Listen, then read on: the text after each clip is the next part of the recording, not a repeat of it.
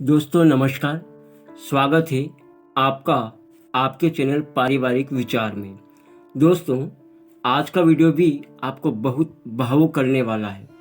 Video का पूर्ण आनंद लेने के लिए हेडफोन का यूज़ ज़रूर करें। दोस्तों, एक समय की बात है। एक छोटे से गांव में एक वृद्ध आदमी रहता था जिसका नाम गोपाल था। वह बहुत ही संयमित और शांतिपूर्ण इंसान था। उनके पास एक बेटा और दो बहुएं थी, लेकिन उनकी पत्नी काफ़ी समय पहले ही इस दुनिया को छोड़ चुकी थी।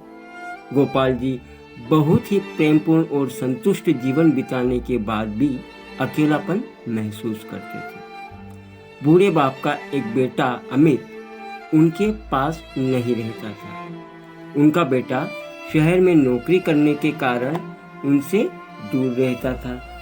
वह दूसरे शहर में अपनी जिंदगी बिताने और मौज मस्ती में व्यस्त थे और अपने पिताजी का ध्यान नहीं रख पाते थे। गोपाल ने जीवन के अंतिम दिनों को अपने बेटे के साथ बिताने की इच्छा जाहिर की। वे इस विचार से प्रभावित रहते थे कि उनका लड़का अमित उनकी परेशानियों को समझेगा और उनकी मदद भी करेगा।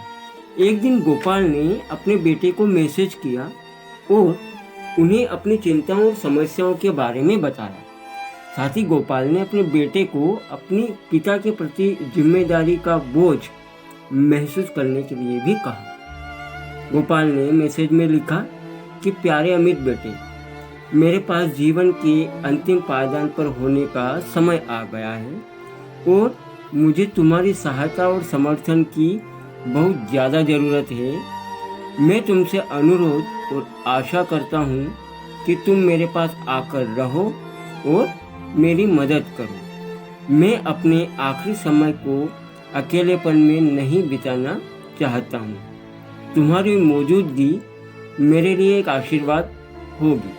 कृपया जल्दी आ जाओ। गोपाल ने मैसेज भेजने के बाद अपनी बढ़ती उम्र और सेहत की कमजोरी के कारण बेहद तकलीफ वाले दिन बीतने लगे। वे अपने आप को असहाय महसूस करने लगे और भूखे प्यासे रहते हुए अपने बेटे अमित को याद करके उसका इंतजार करते हुए रोने लगते थे। उनके चेहरे पर दर्द और उदासी स्पष्ट झलकाई दिखाई देती थी। एक दिन गोपाल बहुत दर्द और तकलीफ के साथ अपने घर के आंगन में बैठे हुए थे। वहाँ पर उन्होंने एक दूसरे बुजुर्ग व्यक्ति को देखा और विचार किया कि शायद ये महोदय उनकी समस्याओं को समझ पाएंगे। वह उन बुजुर्ग का अभिवादन करके उनके करीब गए और उनसे बातचीत करके अपना पूरा दुखड़ा उनको सुनाया। गोपाल ने बुजुर्ग व्यक्ति से कहा कि मुझे अपने बेटे अमित की मदद चाहिए, लेकिन वह दूसरे शहर में रहता है और मेरे पास ज़्यादा समय नहीं है। क्या आप इसमें मेरी कुछ सहायता कर सकते हो? बुजुर्ग व्यक्ति ने गोपाल की तरफ दयालुता भरी नज़रों से देखा और धैर्य के साथ गोपाल की पीड़ा को सुना। फिर उन्होंने गोपाल से कहा कि बेटा गोपाल, जीवन का एक अटल सत्य ये है कि हमें उम्र के इस पड़ाव पर अकेलापन और संघर्ष का सामना करना ही पड़ता है। हमारी कमजोरी हमें नाकाम बनाती है, लेकिन हमारी जो परेशानियां हैं वो हमें मजबूत बनाती है और हमें समस्याओं का सामना करने की शक्ति देती है। तुम तुम्हारे बेटे की कमी को भी अपना हथियार बना सकते हो और मजबूती के साथ खड़े हो सकते हो। गोपाल ने बुजुर्ग व्यक्ति की बातों को गहराई से सुना, सोचा, समझा और विचार किया कि शायद उनकी परेशानी उनके अंदर की ताकत को प्रकट करने का माध्यम बन सकती है। उन्होंने बुजुर्ग व्यक्ति से पूछा कि क्या आप मुझे अपने अनुभव और संघर्ष के बारे में कुछ बता सकते हो? बुजुर्ग व्यक्ति ने मुस्कुराकर कहा कि बेटा, मैं अपने सारे अनुभव खुशी से तुम्हारे साथ साझा करूंगा, तुम्हें बताऊंगा। मेरे भीतर संपूर्ण जीवन का अनुभव है जो मुझे स्थायी शांति और समाधान का एहसास कराती है। बुजुर्ग व्यक्ति ने गोपाल को अपनी कहानी सुनाई। मेरी भी जिंदगी में कई परेशानियां थी। मैंने भी दुख, निराशा और अकेलेपन को बहुत करीब से महसूस किया। लेकिन एक दिन मैंने यह निर्णय लिया कि मैं खुद अपनी समस्याओं से लड़कर मजबूत बनूंगा। मैंने स्वयं को मजबूत बनाने के लिए सकारात्मक सोच के साथ में आगे बढ़ा और संघर्ष किया। मैंने अपने समय का उपयोग करके छोटी सी खेती की शुरुआत की। मेरे संघर्ष और मेहनत के कारण मुझे सफलता भी मिली। फिर मैंने खुद का रिटेल व्यापार शुरू किया और खुद को स्वस्थ रखने के लिए समय भी निकाला। इससे मेरे अंदर नई ऊर्जा का संचार हुआ और मेरा उत्साह भी बढ़ता गया।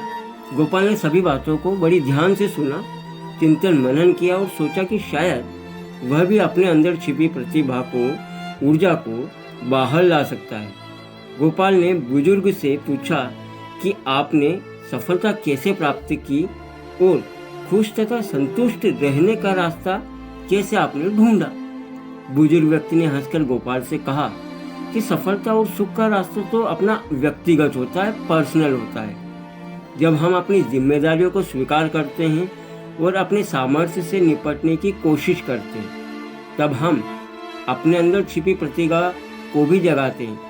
यदि तुम मेरे साथ चलोगे तो मैं तुम्हें भी ये सब सिखा सकता हूँ। गोपाल ने ध्यान से सुना और बुजुर्ग व्यक्ति की सलाह मान ली और फिर उन्हीं के साथ बिजनेस में हाथ बटाया। धीरे धीरे कुछ पैसे इकट्ठे करके गोपाल ने अपना खुद का व्यवसाय शुरू कर दिया। गोपाल के संघर्ष और मेहनत के कारण उनका व्यवसाय बहुत ज़्यादा बढ़ने लगा। दूसरी तरफ गांव के कुछ लोग मिलकर अमित को यह जानकारी देते हैं कि उसे सही गलत के बारे में भी समझाते हैं। तब अमित को बहुत ज़्यादा बुरा लगता है और लोगों की बातों को सुनकर वह परेशान हो जाता है। फिर पत्नी के साथ बैठ कर के विचार विमर्श करने लगता है। अमित और उसकी पत्नी को अपनी गलती का एहसास होता है। अगले ही दिन वह गोपाल को मनाने और अपने साथ रखने के लिए गांव की ओर निकल पड़ते हैं। अमित पत्नी के साथ ही गोपाल के चरणों में गिरकर उनसे माफ़ी मांगते हैं और अपने किए पर शर्मिंदा होकर पछताते भी हैं।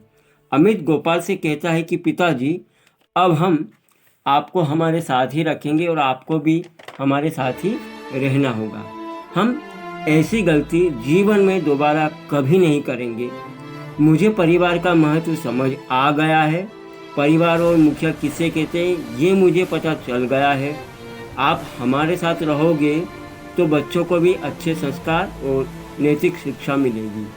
शहर के चकाचौंध में ये सब दिखाई नहीं देता है। अमित की बातें सुनकर गोपाल का दिल भी पिघल गया। वो भी भावुक हो गए।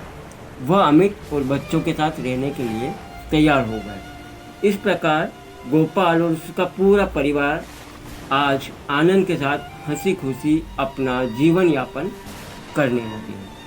साथियों, उम्मीद करता हूँ कि आज का वीडियो भी आपको अच्छा लगा होगा। कोई कमी रह गई हो तो आप मुझे कमेंट के माध्यम से सलाह दे सकते हैं। साथ ही दोस्तों, आपके इस चैनल से सब्सक्राइब करके बेल आइकन आपको ज़रूर प्रेस करना है। आपके लाइक और शेयर करने से हमारा उत्साह बढ़ता है, मनोबल बढ़ता है और अच्छे से अच्छे वीडियो लाने के लिए हमें प्रेरित करता है। साथियों, उम्मीद करता हूँ आज का वीडियो आपको अच्छा लगा होगा। कोई कमी रह गई हो तो आप मुझे कमेंट के माध्यम से सलाह दे सकते हैं। साथ ही दोस्तों, आपके इस चैनल को सब्सक्राइब करके बेल आइकन ज़रूर प्रेस करें। आपके लाइक और शेयर करने से हमारा उत्साह और मनोबल बढ़ता है, जो अच्छे से अच्छे वीडियो लाने के लिए हमें प्रेरित करता है। यदि वीडियो में कोई गलती रह गई हो तो आपके साथी को आप माफ़ कीजिए। Thanks for watching.